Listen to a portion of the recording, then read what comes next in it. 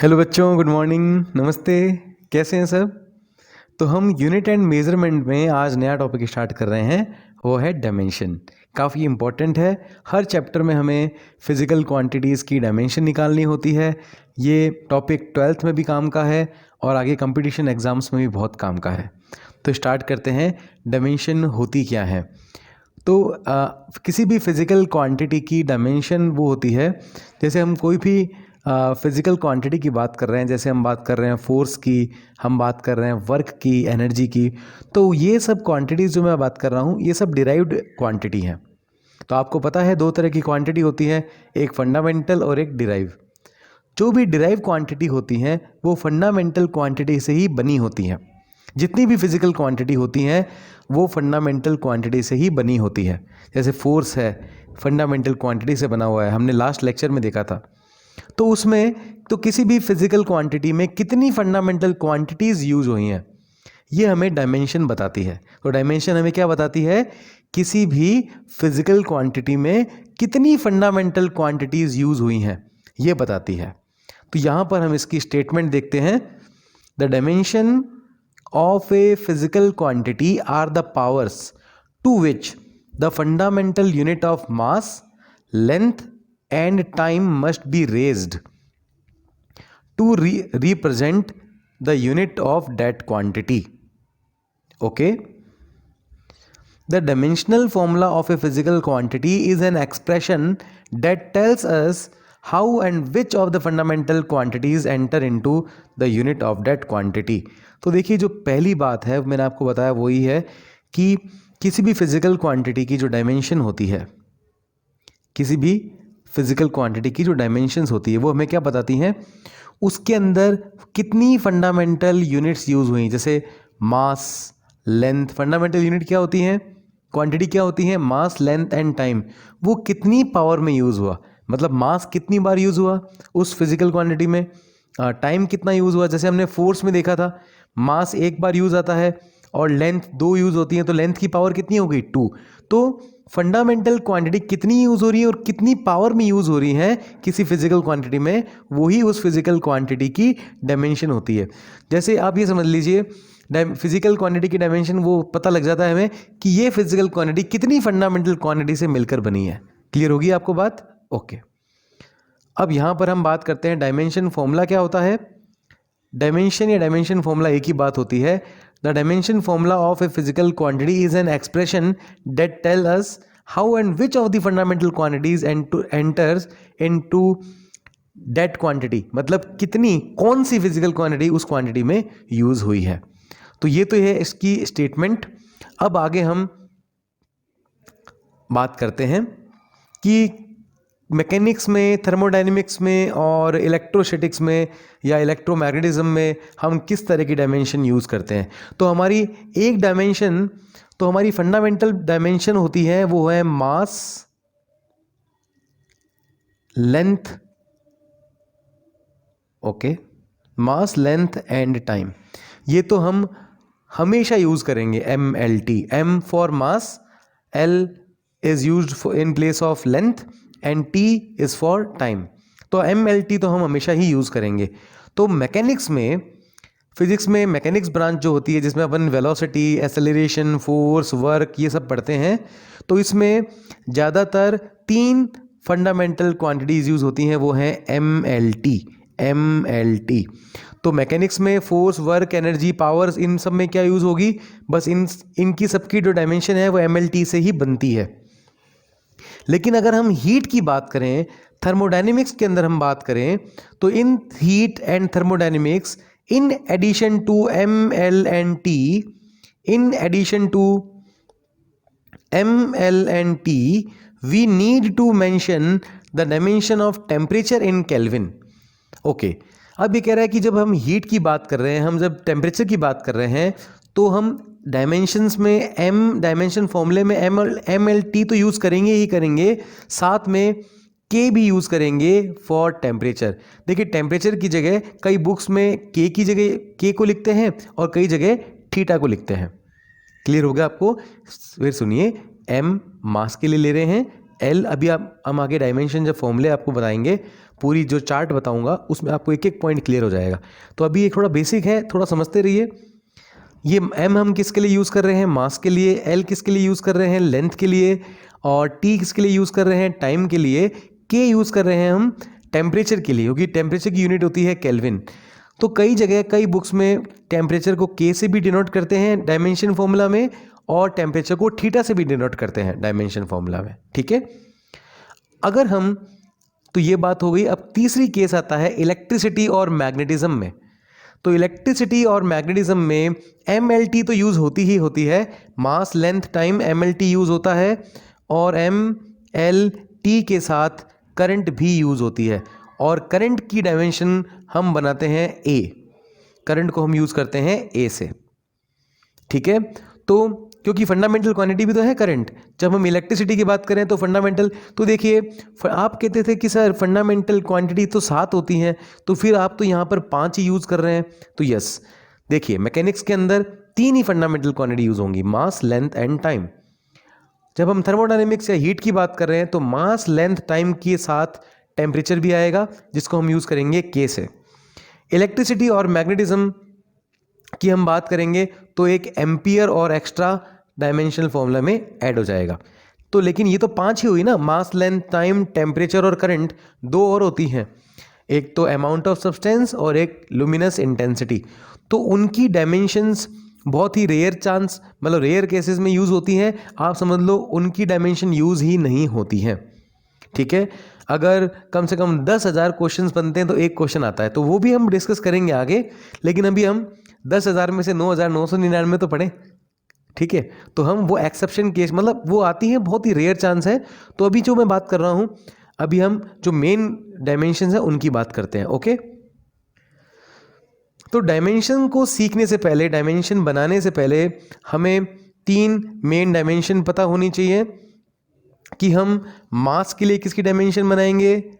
मास को हम डिनोट करेंगे M से, लेंथ को L से, टाइम को T से। ये देखो यहाँ पे सबके फॉर्मूले दिख रहे हैं हमें, MLT आपको दिख रहे होंगे ये। अब हम इनको एक्सप्लेन करते हैं आपके लिए। देखो, तो डायमेंशन फॉर्मूला, ये देखिए ये क्या है, फिजिकल क्वांटिटी, और ये है इनके डायमेंशन फॉर्मूला। और डायमेंशन फॉर्मूला बनाने के लिए आपको सभी क्वांटिटीज़ के फॉर्मूले पता होने चाहिए। पहले इनके नॉर्मल फॉर्मूले पता होने चाहिए, तभी आप इनके डायमेंशनल फॉर्मूले बना सकेंगे। तो पहले मैं बेसिक क्वांटिटी के बारे में बातें करता हूं। जैसे मास, आपको पता होना चाहिए मास की यूनिट क्या होती है? केजी। आपको दिख रहा है क्या ये मास? ओके, मास की यूनिट होती है केजी, और इसका डायमेंशन फॉर्मूला होता है m। या हम इसको यूज़ करेंगे, हम इसको ऐसे ब्रैकेट में बंद करते हैं डायमेंशन फॉर्मूले को। अगर हम नहीं लगाना चाहते तो ना भी लगाओ, कई बुक्स में ऐसे ब्रैकेट यूज़ किया होता है। देखिए, या तो हम मास या केजी को m से डिनोट करेंगे, या हम ऐसे लिखेंगे m1। लेंथ है क्या? केवल मास है तो लेंथ के बारे में बात नहीं हो रही है, तो L0। टाइम के बारे में बात नहीं हो रही है तो T0। ये बात आपको क्लियर हुई? तो मास या केजी का डायमेंशन फॉर्मूला होता है m, ये वाला या ये वाला, दोनों ही एक ही बात है, ऊपर और नीचे वाला सेम है। अगर हम बात करें अभी लेंथ की, अगर हम बात करें लेंथ की, LENGTH लेंथ, तो इसकी यूनिट होती है मीटर, और इसका डायमेंशन फॉर्मूला होता है L। या तो हम L से डिनोट कर सकते हैं, या हम कह सकते हैं M0, क्योंकि यहाँ मास नहीं है, लेंथ है M0, L1 और T0। ये क्लियर हुआ आपको? ओके, या तो ये वाली भी ठीक है और ये वाली भी ठीक है। क्लियर हो गया आपको? अगर हम बात करें टाइम की,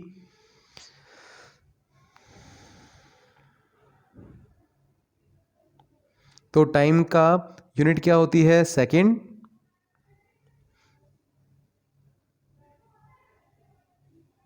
ओके, और सेकंड को ऐसे लिखते हैं केवल, और यहाँ पर हम टाइम में लिखेंगे T।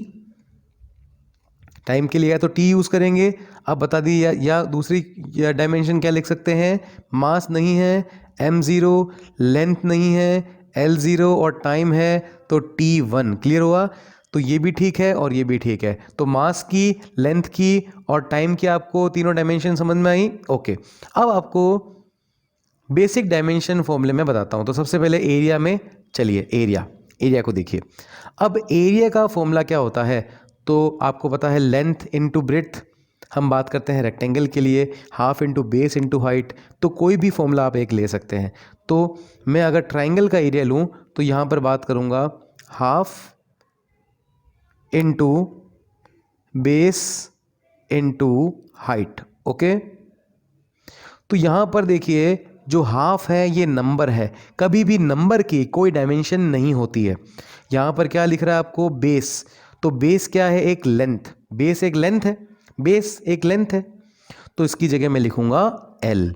हाइट भी एक लेंथ है, रेडियस एक लेंथ है, डिस्टेंस एक लेंथ है। क्लियर हुआ आपको? तो बेस, हाइट, रेडियस, डिस्टेंस ये सब लेंथ है। डिस्प्लेसमेंट भी लेंथ है। तो बेस भी लेंथ, हाइट भी लेंथ, तो लेंथ इंटू लेंथ हो गया L2। तो इसकी एरिया के डायमेंशन फॉर्मूला क्या बन गया बेटा अपना? L2L²। तो यहाँ पे देखिए m0 L2 T0, m0 L² T0 भी कह सकते हैं, आप जो कहना चाहे कह सकते हैं। तो ये आपको फॉर्मूला क्लियर हो गया। अब अगर आप कहेंगे सर मैं इसको केवल L2 से डिनोट करना चाहूँगा तो ऐसे भी कर सकते हैं, और m0 L2 T0 भी लिख सकते हैं, एक ही बात है। अब हम आगे चलते हैं। जैसे वॉल्यूम का क्या होता है? अब फटाफट देखते रहिए। वॉल्यूम का क्या होता है? Length cube. वॉल्यूम किसकी देखेंगे? अगर आप देखेंगे क्यूब का वॉल्यूम तो क्या होता है? साइड क्यूब होता है। तो साइड क्या हुई? लेंथ। साइड क्यूब हो गया ना, तो साइड क्या हो गई? लेंथ।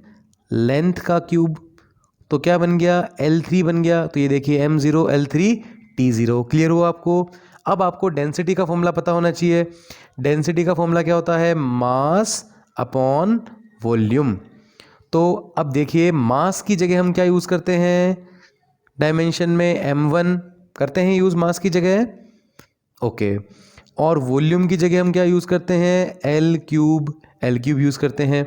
ओके, तो क्या बन जाएगा? m1 L³ अपॉन में था, ऊपर जाएगा तो इन्वर्स हो जाएगा L-3, और टाइम यहाँ नहीं है तो T0।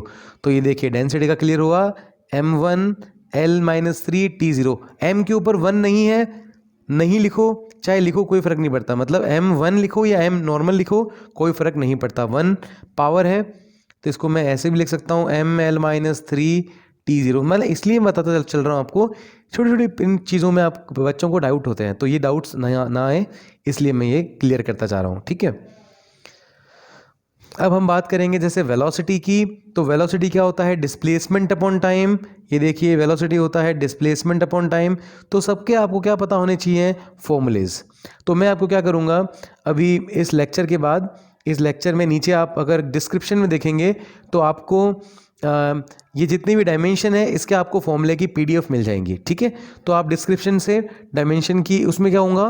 फिजिकल क्वांटिटी होंगी, और एक कॉलम में फिजिकल क्वांटिटी, दूसरे कॉलम में उनके फॉर्मूले, और नेक्स्ट कॉलम में उनकी डायमेंशन। तो आपको वो अपनी तरफ से याद करनी है। तो नेक्स्ट लेक्चर से पहले इतना काम आपको करके रखना है कि PDF डाउनलोड करके आपको इतना पढ़ना है, इतना तो करना ही पड़ेगा। तो वेलोसिटी का फॉर्मूला होता है डिस्प्लेसमेंट अपॉन टाइम। डिस्प्लेसमेंट एक लेंथ है, तो लेंथ की जगह मैं यूज़ करूँगा, यहाँ पे मैं डायमेंशन सॉल्व करूँगा L, और टाइम की जगह मैं लिखूँगा T। तो ये बन जाएगा, मास नहीं है ना यहाँ पे, ये T ऊपर आएगा तो क्या बन जाएगा? Inverse LT inverse. मास नहीं है तो बन जाएगा m0 LT इन्वर्स। क्लियर होगा आपको? ओके, अब हम नेक्स्ट बात करेंगे एसेलरेशन की। तो एसेलरेशन होता है change in velocity upon time. Change in velocity upon time. चाहे बात हो रही है चेंज इन वेलोसिटी की, तो ऊपर वाली क्वांटिटी क्या बन गई? वेलोसिटी, और नीचे क्या बन गया है? टाइम। तो वेलोसिटी क्या होता है? चेंज इन वेलोसिटी का मतलब होगा change in displacement upon time, और एक टाइम ऑलरेडी यहाँ पे पड़ा है तो क्या बन जाएगा? T²। ये क्लियर हुआ? फिर से देखिए, acceleration change in velocity upon time, और वेलोसिटी क्या होता है? Displacement upon time. तो इस वेलोसिटी की जगह मैंने लिख दिया डिस्प्लेसमेंट अपॉन टाइम, और एक टाइम पहले से ही है तो टाइम इंटू टाइम कितना हो गया टी स्क्वायर। क्लियर हुआ आपको? तो डिस्प्लेसमेंट का बन गया लेंथ एल और टाइम स्क्वायर का बन गया टी स्क्वायर। तो ये बन जाएगा m0 L1 t minus two, ये t2 है ऊपर जाके -2, क्या बन जाएगा m0 L1 t minus two. तो ये देखिए एक्सेलरेशन का formula m0 L1 t minus two. अब कुछ डायमेंशन आप डायरेक्ट याद रखिए, वेलोसिटी का याद रखिए LT माइनस वन, बोलिए सब LT माइनस वन, वेलोसिटी का LT माइनस वन और एसेलरेशन का LT माइनस टू। एसेलरेशन का याद बोलिए LT माइनस टू। क्लियर हो गया? m0 बोलने की जरूरत नहीं है, इसको डायरेक्ट आप LT माइनस टू या L1 t माइनस टू भी कह सकते हैं। पावर अगर 1 है तो उसको लगाने की जरूरत नहीं होती, और पावर अगर 0 है तो पूरी क्वांटिटी लगाने की जरूरत नहीं होती। कहने का मतलब अगर m1 है तो मैं उसको डायरेक्ट m लिख सकता हूँ, और m0 है तो वो कुछ नहीं है, इसका मतलब वो 1 है। क्लियर होगा आपको? ओके, आगे आपको पता लगता रहेगा, और कोई भी डाउट हो तो कमेंट करके पूछते रहना, ठीक है। तो मोमेंटम क्या होता है, सबके फॉर्मूले पता होने चाहिए। तो मोमेंटम का फॉर्मूला होता है मास इनटू वेलोसिटी। ये सब टॉपिक है ना, इस डायमेंशन में हम केवल फॉर्मूले की बात करेंगे। फॉर्मूले आए कैसे, मोमेंटम का मतलब क्या होता है, या आगे लॉज ऑफ मोशन, फिजिक्स में पूरे बुक में हमें यही पढ़ना है, पूरी फिजिक्स यही है। लेकिन अभी डायमेंशन में हमें केवल फॉर्मूला और डायमेंशनल फॉर्मूला सीखना है, ठीक है।